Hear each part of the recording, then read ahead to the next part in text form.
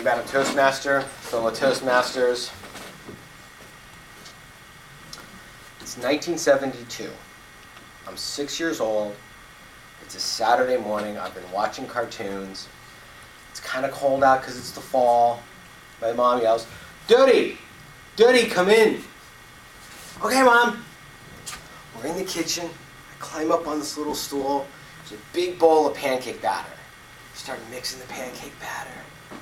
Next to the batter, there's a griddle. It's got a little sheen of oil. It's starting to smoke a little bit. "Now, Duty, we're going to make pancakes today." "Okay, Mom." Take up the ladle, put it over. All right, now you got to be careful. You don't want it to splatter, so pour slowly. So I'm pouring. Batter's coming down. Now, Duty, when the batter starts to bubble, when all the bubbles are popped, it's ready to be flipped. "Okay, Mom." So I'm waiting. Bop, bop, bop, bop. All these bubbles are coming out. Boop, boop, boop, boop. 4 bubbles pop. Number 5. Number 5 is alive.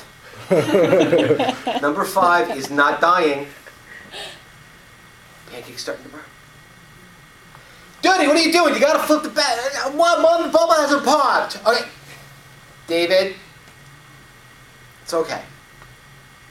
I said when all the bubbles pop, but what I meant was that's like an indicator of when it's ready.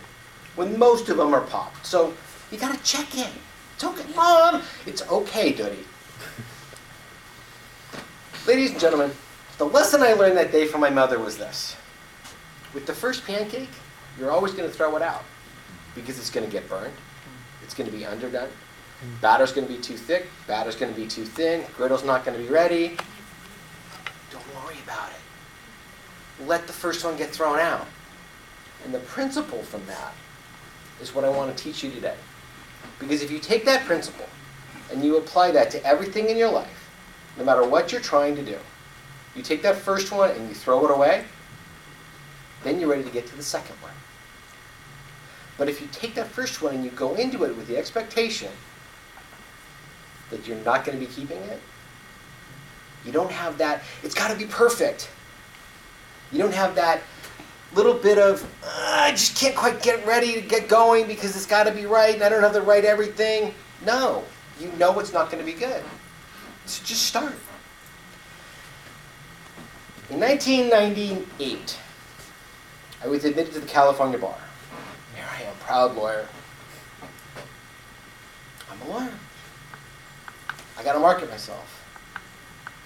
I don't know how to do that. But I know how to write. So I think I'll write a book. Because if you write a book, that's always a good start, right? So I write my first book. Family Law. It's 8.5 by 11.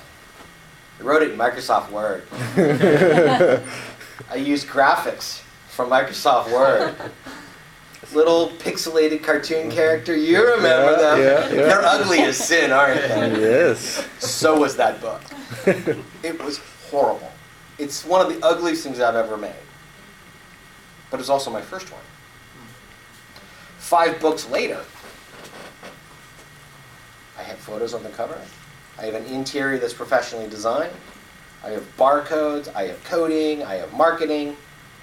But it's all because I started with that first one. And I threw it away. But that's okay because it was the first pancake. It's the first book. And if I didn't do that first one, I would never get to the second one. And you don't get the second, you don't get to the third. If you want to get to true success, you want to get to the point where the book that I'm really proud of is right here. I got to start way over here. I did that same thing about 5 years ago. I'm at breakfast. A buddy of mine says, "You talk an awful lot. And you seem to have a lot of opinions. And it looks like you know what you're talking about with family law. So why don't you do a podcast?" And I'm like, "That sounds good. What's a podcast?" I had no idea. He said, "All right, it's radio, but on demand. So go on to iTunes and look up Joe Rogan and listen to Joe Rogan." And I did that. And I got really like exhausted listening to Joe Rogan because it's 2 hours of just blah, blah, blah, blah, blah, blah, blah, blah, blah. I'm like, I can't do that. But I learned, here's an opportunity. So I broke out the MacBook Pro and fired up GarageBand, got a microphone, stuck it in, and I'm like, hey, I'm going to do a show. My name is David Pisarra, and I'm going to be talking about family law for men. And if you've got questions, email me. And about 5 minutes later, hit the stop button. I was so proud of myself. I recorded something. Shoot it off to my law partner, shoot it off to my brother, shoot it off to my best friend from high school. What do you guys think? Universally, you sucked. You were boring, you were flat, you didn't know what you were doing, you had no direction, you weren't dynamic. Okay. First Pancake. Threw that one away. Today I've got 48 episodes. I interview people all over the world. I interview people from Australia, I interview people from England, I got dating coaches, I've got activists, I've got psychotherapists. I've got a show that people listen to, and I get emails back saying, thank you. Your show saves my life. Your show gave me the information I needed and the hope to get through my child custody battle. I would never get that email if it wasn't for that first show that was horrible. It's all about being willing to take the risk. Understand the first pancake is going to get burned, be underdone, throw it away.